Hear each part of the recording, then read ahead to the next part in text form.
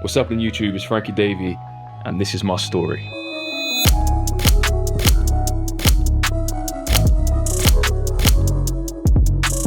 So I get questions every day about how I turned professional, my journey to the point where I am now. So in today's video, I just wanted to go through my journey so far and how I got to where I am today, which, don't get me wrong, we're still very much on the journey. It's a long process to go yet, but just to how I got to where I am now today. So let's take it right back before boxing. Those of you may know I started boxing at 15 years old, but boxing wasn't my first sport. My first sport was actually football. And I played football all the way from age 3, as young as I can remember, up till 16, 17. When I first started boxing, it interlapped with football, and then eventually boxing took over. The reason I started boxing, to this day, I still can't put my finger on it, but I just remember at 14 years old, I begged my dad to take me to the gym for like a year straight. Just kept telling him, can you please take me to the boxing gym? And he kept saying he would, but he just didn't. The time eventually came around, I was 15 years old and he took me. And I suppose looking back, not that this is some therapy session, but my parents actually split up when I was quite young. I think I was 11 or 12. At the time, I didn't really feel like it affected me. Even now, I don't feel like it affected me, but I guess potentially that could have been a reason why I started boxing, to put my focus, channel it, inner aggression that I may or may not have had. Yeah, I think there's probably something in that. I don't know what, maybe I need to speak to some sort of psychologist. But yeah, I think that could be a reason. Otherwise, I think when I started, the respect I got soon after, being at school, being around people, I enjoyed that respect. I was never brash about boxing. I was never fighting on the street or fighting in school, but there was a newfound respect that was addictive, and that for me was sort of why I continued, as much as I loved the sport as well, but that's why I just like that whole aspect to it. Starting at 15 is quite late for most boxers. Most boxers start between 10 and 12, maybe even younger. And my first boxing session was actually with a load of adults. I trained as a 15-year-old kid around 30-year-old men. And my first ever sparring session was with a 6'10" man. And he used to then be my main sparring partner for months, which is, looking back, is insane. So yeah, I stuck with it. I trained 3 or 4 times a week when I first started and just kept going back every single day. I remember my dad said to me, as long as you're there at the door ready and waiting, I'll take you to the gym, which is fine. He was always saying, like, if there was a day where I wasn't there, stood at the door, he wasn't going to take me. But I always was, and I just kept going back. And then I started to realize I had a bit of a knack for it. There was sparring sessions with these older guys, and there was getting to points where I was putting these people over, and I was 15 years old. Body shot, you all know I love a good body shot even to this day, but that back then was my favorite shot. Always used to be like putting these grown men down at age 15. So yeah, that was when I knew I had a little bit of something, and there was people around me as well that were telling me I could go far with this. I just had to stay focused. So I had my first fight after a year of training, or just under a year. It was a white collar fight, and 3 rounds, I won that. It was actually in front of Sugar Ray Leonard, which was quite cool. I met him, he was there watching my fight, and it was quite a big event, to be fair, especially for a white collar fight or an amateur fight. Shortly afterwards, I broke my right hand. So for me, that was a big struggle at that point, because boxing become my life. I think I'd stopped football around this point, or I was close to stopping. No, I think I had stopped football because boxing took over. So yeah, I broke my right hand, and at that point I couldn't train. I didn't know what I wanted to do. I was still young, but I didn't know really what I wanted to do. Yeah, I got surgery on it, and then luckily it healed fairly quickly within about 3 to 6 months. So I stayed fit, and that's truly where I think I developed my body shot, because whilst I had this hand injured, I was just hitting the bag with my left hand.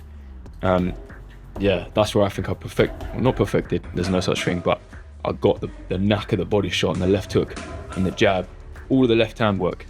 Then it got to a point where I knew I wanted to take boxing seriously, and I knew that doing the white collar route wasn't going to work. I needed to go official England boxing, amateur boxing, and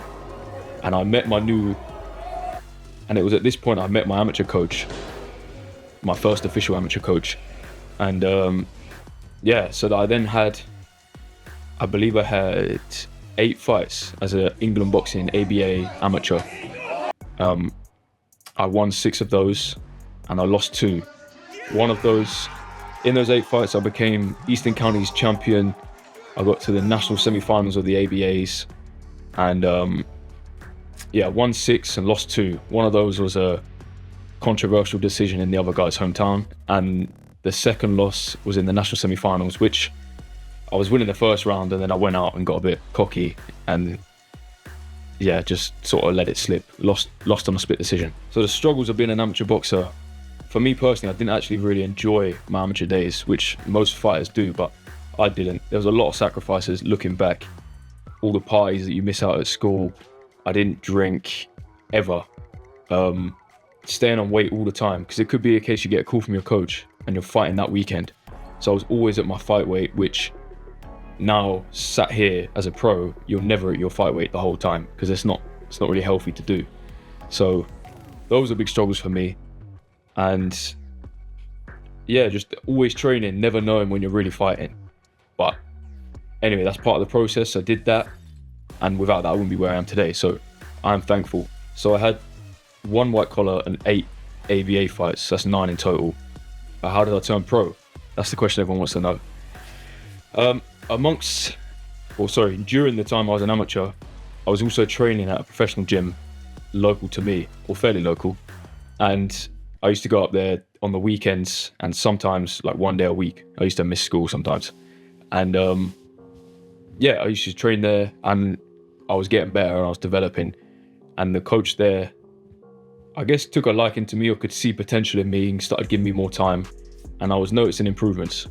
Because obviously I was in a professional gym, the standards were higher. So yeah, that went on, and then COVID hit. This for me was like a pivotal point, because all amateur boxing stopped, all professional boxing stopped actually, but professional boxing was returning. Amateur boxing, there was no sign of anything returning. They were talking about it could be years until there was the next amateur event because of everything that was happening. For me, I believe I was 19 at this stage. So it was either like, do I go get a job, or do I risk it and sort of put everything into boxing? So that was, as I said, was a pivotal point. And that was when the gym I was training at offered me a contract to turn pro, and said it probably is a little bit early because I needed more amateur fights. However, I wouldn't have been able to stick around to do more amateur fights without having to go get a job. If I'd have got a job, I probably wouldn't have gone into boxing, because I'd have had to put all my energy into in a 9 to 5 or whatever it may be. So I took the leap and I turned pro. So yeah, I turned pro age 19, December of 2020, I believe it was, I turned pro, and I was still 19. I then made my professional debut September of 2021. So professional debut is what every boxer dreams of when they start boxing or when they realize they're truly serious about it. And it was a good experience, one that I'll never forget. It was, my first fight was in Norwich, a small hall show, as you say, but I had a load of traveling fans come down to watch me, family, friends. Yeah, it felt a bit surreal. I came in, of course, my kit was nice, all white. I had all white and silver, like Swarovski crystals, personalized tops. And yeah, as I said, all my family was there. It was a great memory. I ended up having 4 fights in 6 months, which is good. When you first turn pro, you want that activity. But the issue for me was, I felt like I wasn't improving in between these fights.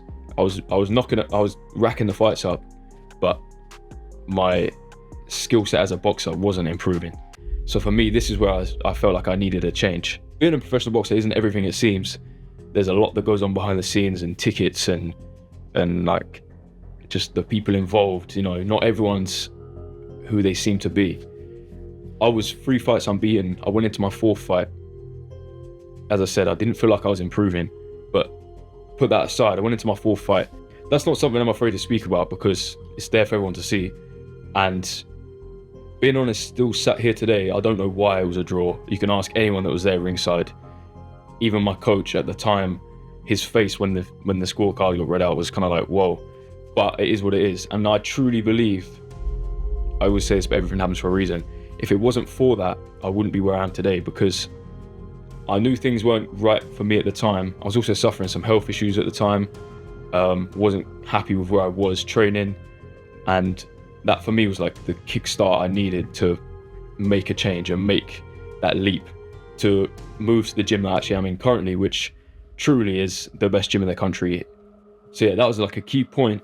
So that draw for me, even though I still sat here, truly believe hand on heart that I won the fight and everyone there thought I won the fight, but that was a key point for me in moving where I was training to where I currently am training. And I like to think that my career then sort of started again. Now sitting here, I'm a completely different fighter. The way I've been trained, I'm stronger, more powerful, smarter in the ring. My ring IQ, everything is levels above where it was.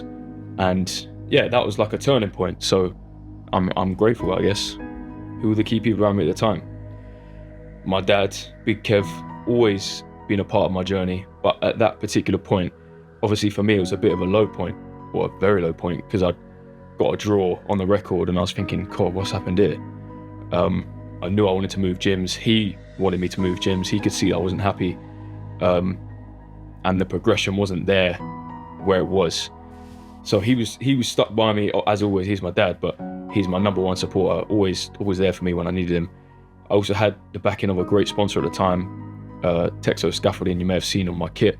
They supported me throughout everything, and helped the transition to the new gym. So yeah, those for me were two big people in my life at that time. Obviously, you know, family means a lot to me.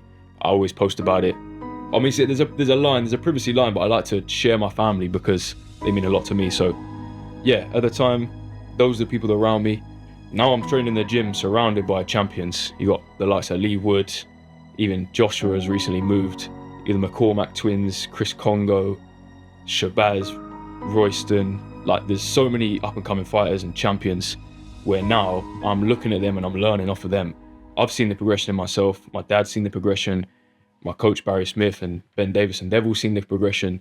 So it's only up from here. I like to say this all the time, but you are a product of your environment. So when I'm surrounded by these champions and training with them 5 days a week, there's only one way you can go, and that's up. So yeah, I'm in a privileged position, and the journey will continue. Throughout my whole career, I've always posted on social media and I've shared my journey, and that's something I plan to continue to do. And it's helped me to get where I am. Obviously, I did a stint on Love Island for like 5 minutes, but all of that is like a good experience. It's something to tell the grandkids. Do you know what I mean? It's been good. I'm only young still, 23, but I've got plenty of life experience in me now, I feel. And yeah, sharing my journey is something that I'm going to continue to do. Not a lot of fighters do that. I don't think a lot of athletes do that. The tide is turning a little bit, but I like to think that in boxing, I was almost one of the first to do it. You know, in a humble way, but paving the way. And that's what I want to do. I want to share my journey, I want to share my journey with you guys and share the struggles, share everything, because it's not all sunshine and rainbows. I'm always in the gym training. Those of you know me, if you follow me on Snapchat, Instagram, I'm always training. I just want to get active, and I do want big fights. There's a few people I've called out a certain name or names I'm not going to mention, but I want them fights, and just want to keep learning, progressing. I'm at the best gym in the country, learning, progressing, becoming better whilst doing the content stuff. That for me is a big passion of mine, as well as nutrition, health, and vitality. That type of stuff is big for me. So if I can share my journey with you guys, become a better fighter, get bigger fights whilst creating good content and helping people live a healthier lifestyle, those for me are my aspirations. When you create a video, be it on TikTok or even YouTube, I just get a huge sense of accomplishment. You've got like a product there, and when you post upload or you post live, it's there forever, which is a scary thing in a way, but also it's like I'm proud that I produced that, and that's there. I can look back on. Even now, I look back on my first video I made on this channel, and I can see where I was as a 19, 20-year-old boy, and I can see that progression in me, the transformation. It's nice to look back on. And yeah, also I'm hopefully influencing a lot of people, motivating you guys to get into boxing, sports, not even boxing, sports. That's one thing I want to do, is not just be boxing related. I want it to be sports, health, nutrition, and just general leveling up. And that for me is a big motivation of mine to keep creating content and keep doing what I'm doing, basically. Big Kev, welcome into the studio. How we doing? Who do I send my bill to for this, man? Yeah, big part of my life, as I mentioned earlier. Big Kev, big part of the journey. They asked, Subscribe. what's next? What's next for us? I've already briefly mentioned what's next, but what do you think's next for me or for us? Well, looking to get a fight date. That'll be the first thing. Yeah. Moving on from there, and but no, moving on from there, trying to get some promoters involved. Yeah. And move on and have a big end to the year, I suppose. That's the plan. There's no reason why it shouldn't happen. Some big promoters, or just There's some big promoters. just something that, yeah, they need. If they aren't already, they need to be sniffing about. Well, yeah. We just need some dates and get out there and get some knockouts. Yeah, some big nasty knockouts. But yeah, let's wrap the video up. Follow me on all my socials, Frankie_Davey, Instagram, Snapchat, TikTok. Thank you very much for 50k. I think I've said it in the last 3 videos anyway, but thank you very much. 100k is the next milestone. We've got to achieve that by this year. 2024, 100k. By your birthday. Yeah, which is Christmas Eve. Presents are expected. Yeah. But yeah, anyway, stop waffling. Subscribe, like the video.